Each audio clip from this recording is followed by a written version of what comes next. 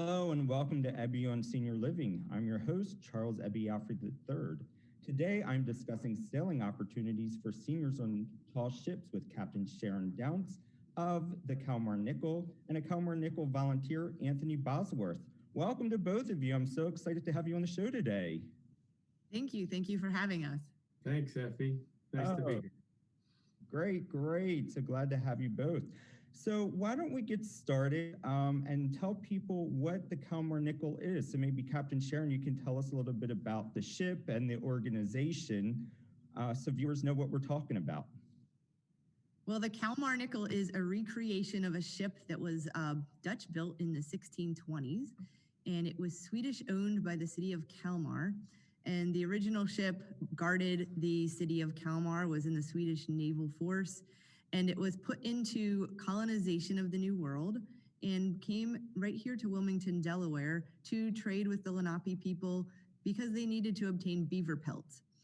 Now, that was the original ship. It made 4 round-trip crossings across the Atlantic and established the colony of New Sweden.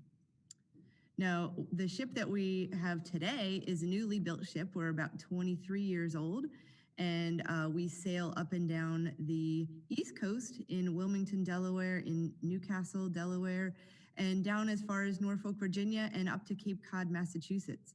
And our organization has a mission of education, and we take school children on field trips in a normal year, sailing on the river right here in Wilmington. And we also take public on day sails, and we appear at festivals and other kind of events like that. That's great. I know living in Delaware, I've seen the ship for many years, docked in Wilmington and in Old Newcastle. And it's always a treat to see the ship, when I'm visiting different parts of the state. Even I've been down to Lewis, Delaware, and I've seen it down there sometimes as well. So it's just a treat and such a great ship that that we have. So it's amazing. Tell us a little bit about operating a ship of this size and how it, especially because it's a replica of a colonial ship. So it's much different, I'm assuming, from how you would sail a ship that is, was built today. Well, operating a ship such as this one requires a lot of manpower and women power. We have volunteers of all ages, from age 14 to 85 plus, who all learn all about the ship and learn to operate it. And one of the interesting parts for me is any given sail on any given day, we bring together a different group of volunteers to complement our professional staff, and we sail the ship. So that is fun for me to work with people of all different abilities, and it's a lot of fun. Sure. And the operations of a tall ship, what goes into, ensuring everything is operating correctly and you have everybody in place that's needed? Well, that's a good question, and there's lots of different components of how we operate the ship. We have an officer corps that provides the structure of what we do. We have captain, chief mate, second mate.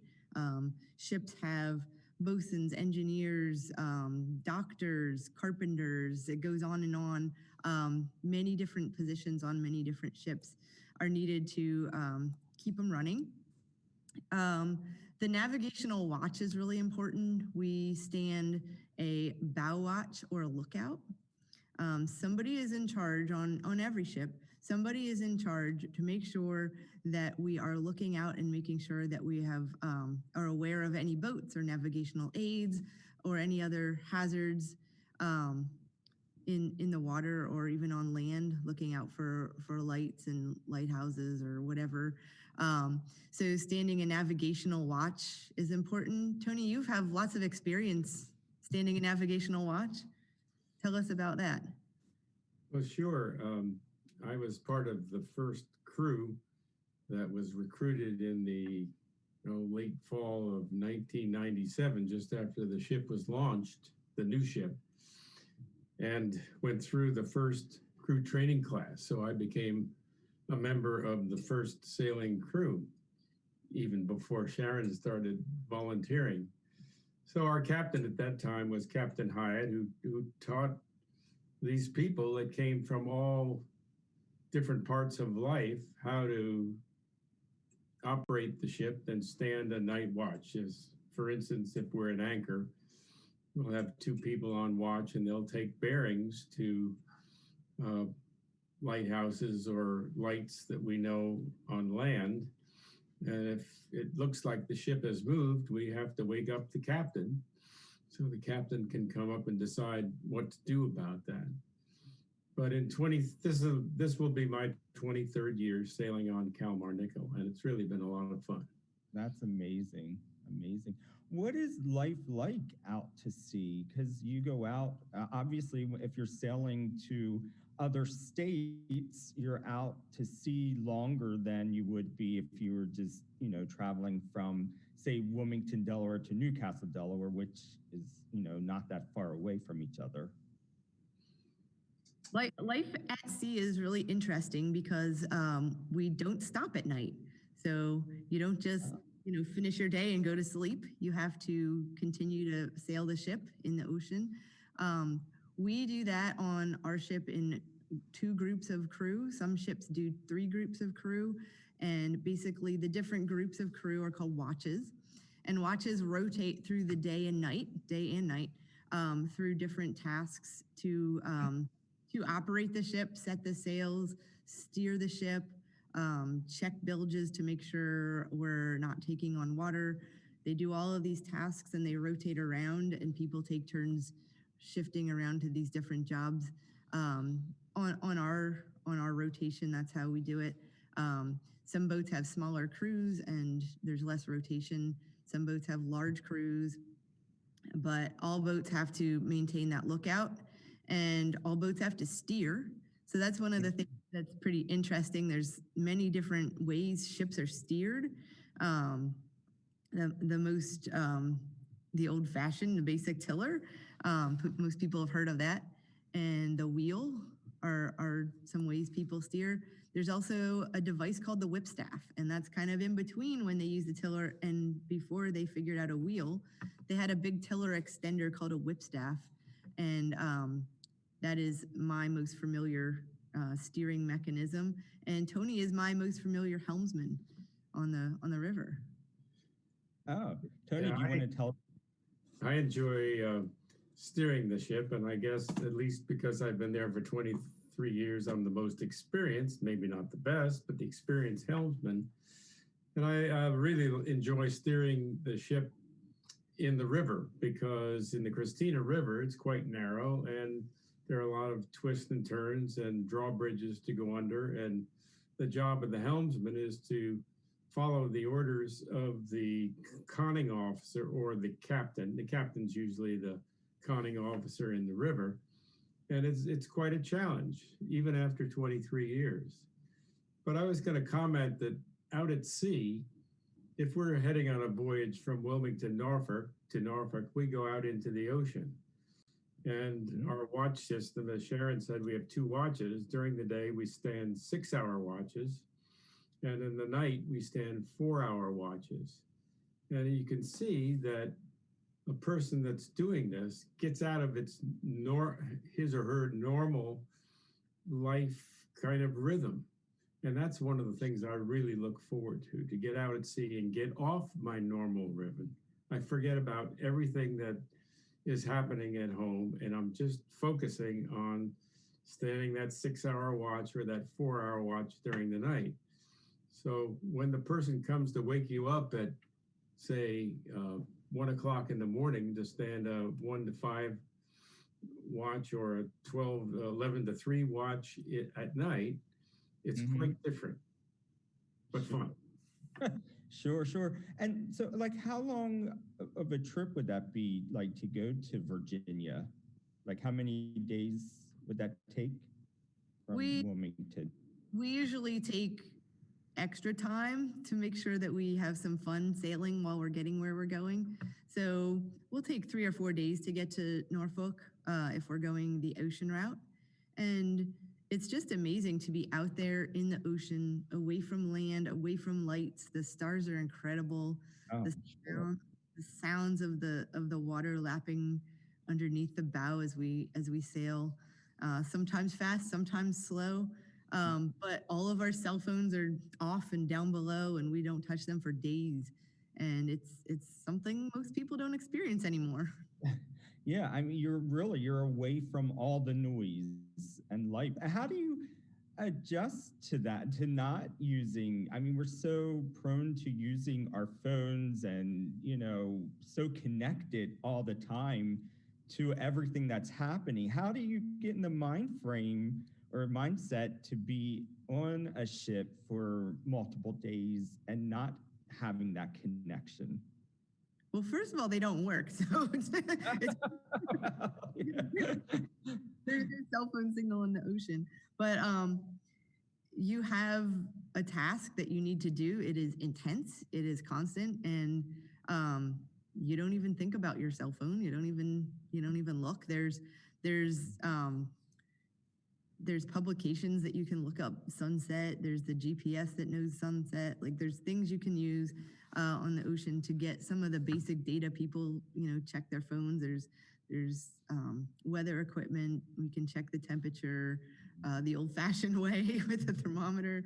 And there's a lot of observations that are required that people, just need to look up. Some people are looking down at their phones all day, and when you look up and look out and listen and experience the ocean and the ship, it's magical.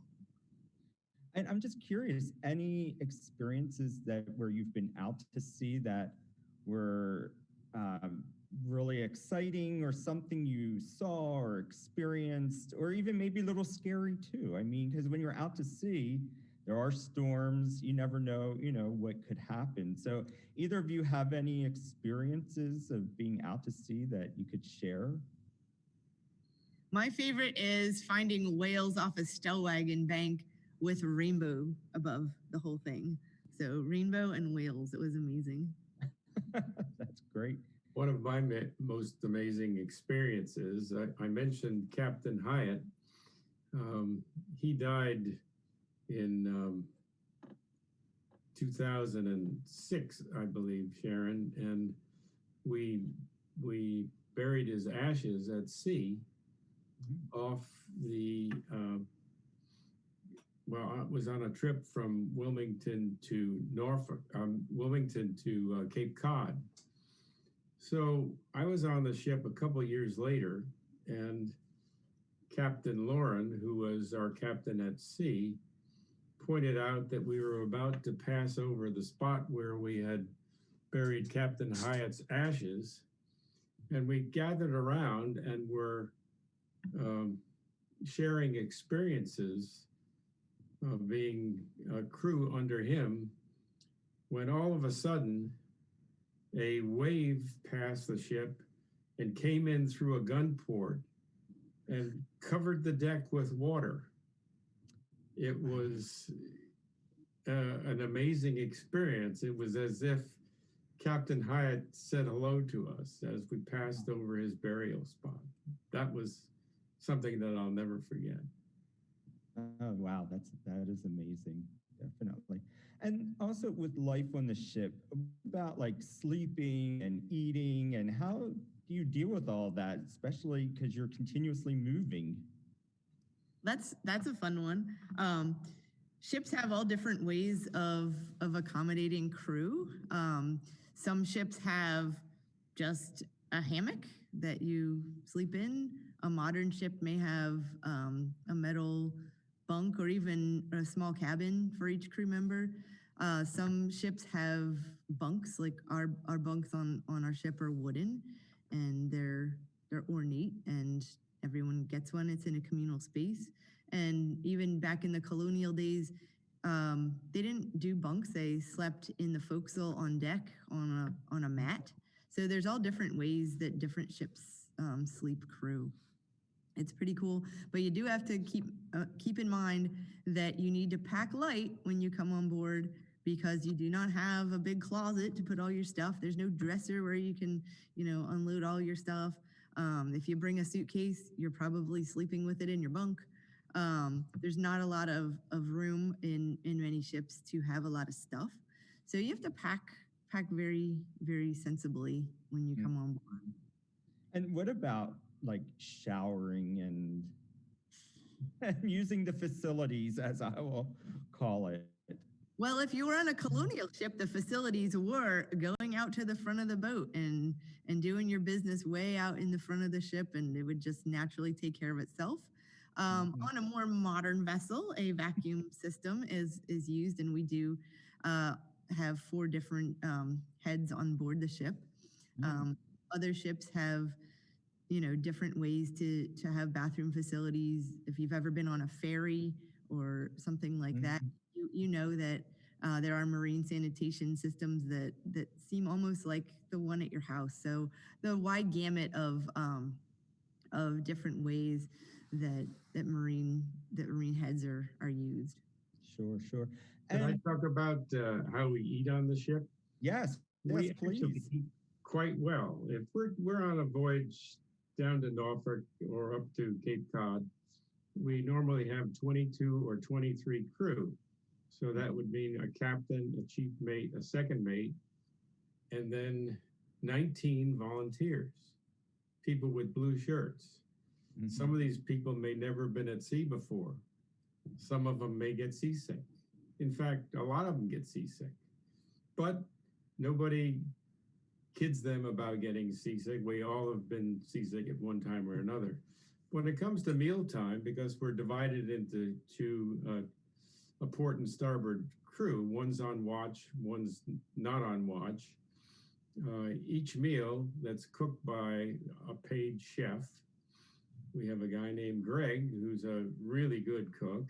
So he prepares the meal and it's eaten in 2 shifts. The first shift will be the crew that's coming on watch.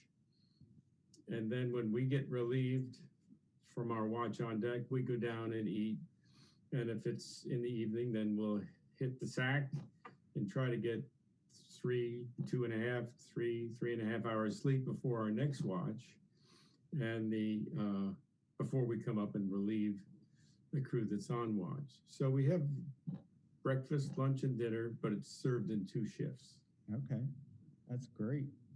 And as you mentioned, Tony, volunteers. And so there are a lot of volunteers that make this ship and the organization of the Kalmar Nyckel. But when you're out to sea, you depend on a lot of volunteers. And a lot of your volunteers are seniors who have retired and are now volunteering on the ship. Can you talk a little bit about volunteerism and how many seniors do you have, or like an average of how many seniors are on the ship?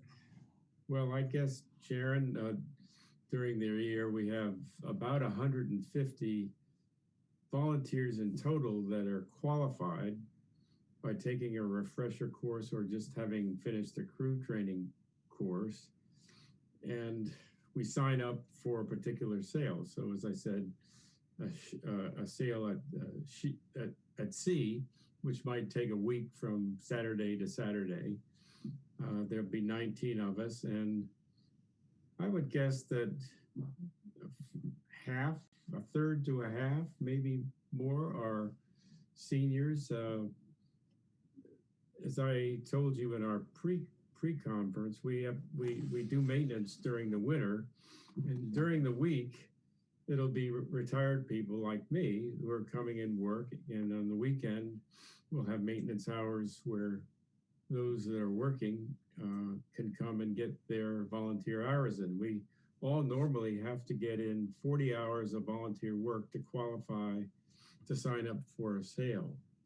But on a voyage, I would say that maybe half the people are seniors, and they'll be, as Sharon said, people who have newly retired who are maybe 60, 65, or 70, and then people like me who are going to be 84 next month, still sailing, still loving it, looking forward to it, who are making up part of that crew. So there's a wonderful opportunity for seniors who are in good physical shape and want a mentally and physically stimulating activity to join in on. And maybe Shara can tell you about the next crew training class that we have coming up in March. Yeah.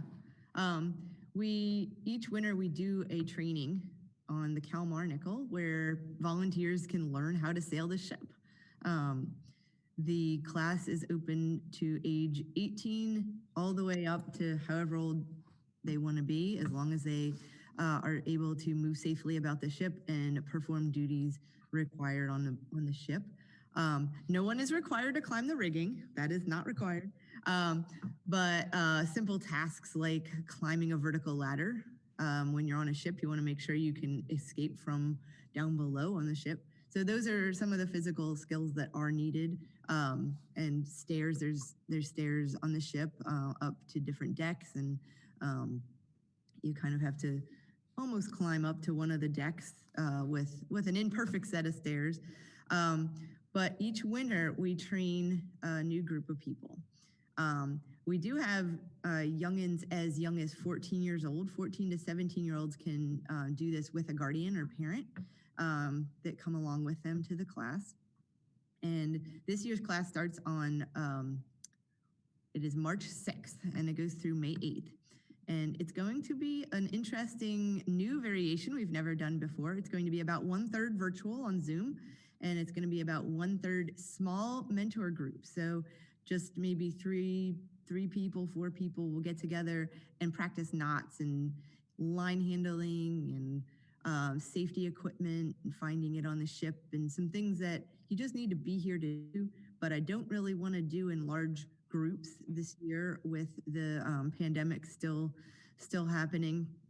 So we're trying to think of ways to do it more safely. And at the end of the class, we will be going into the phase where we will be bringing more people together, and the people will be outside in larger groups, practicing setting sails, practicing a fire drill, some of the exciting things that we do on board the ship. And then the last 2 classes, we will try to get everybody underway on a day sail in the Christina River here in Wilmington. And that's what we look forward to for our training class this winter. It's a very exciting time for us, and this hybrid model is pretty exciting too. That's fantastic. That's great.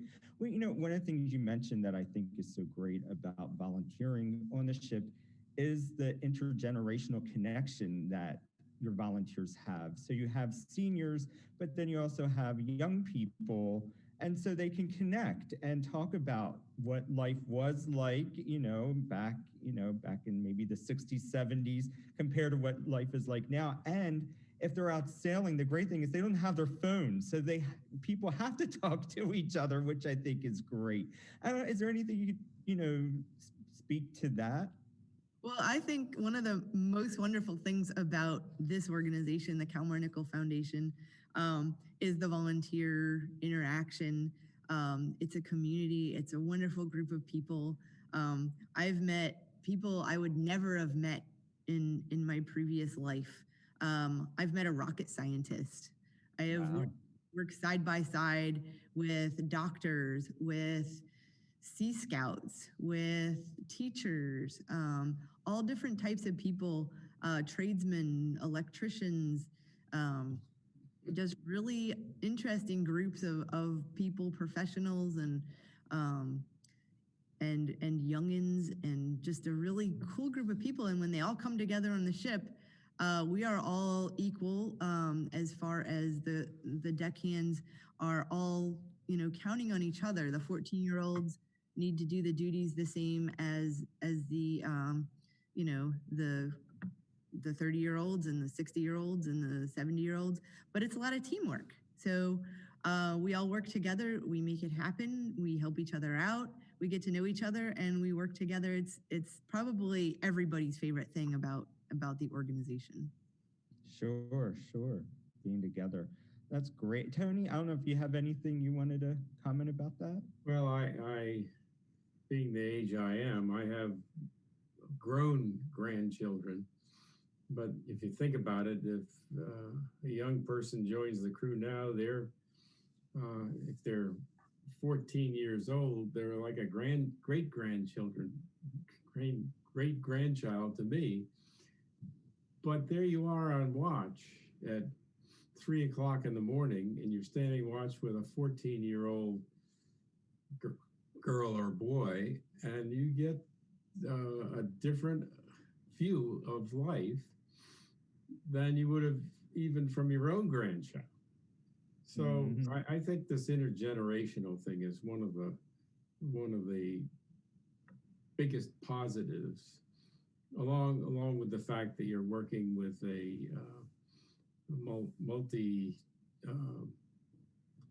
multi-trained group of people. Some, as Sharon said, electricians or an electrical engineer working together. Professor from the University of Delaware who taught mechanical engineering, teaching young people how to splice rigging and things like that. It's really a fun activity. And I have 200 people in my family. So yes. Well, it's hard to believe, but our time is almost up. And I did want to give you a chance to let people know how they can contact you or find out more about Kalmar Nyckel and this upcoming training that you have. Okay. We have a website where you can find all the information. It's kalmarnyckel.org.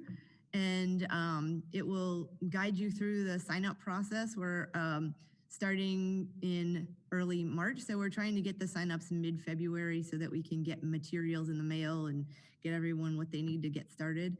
So if you would like to check out kalmarnyckel.org, you can learn all about our volunteer program for joining our sailing crew. Fantastic. Well, again, thank you both for being here. This is so interesting to learn about tall ships, opportunities on tall ships for not just for seniors, but for all people of all ages, which is fantastic, and learn more about the Kalmar Nyckel, which, as I've said earlier, it's a true treasure for us to have in the state of Delaware, and for people to see as it sails, up and down the East Coast, which is such a treat for everybody.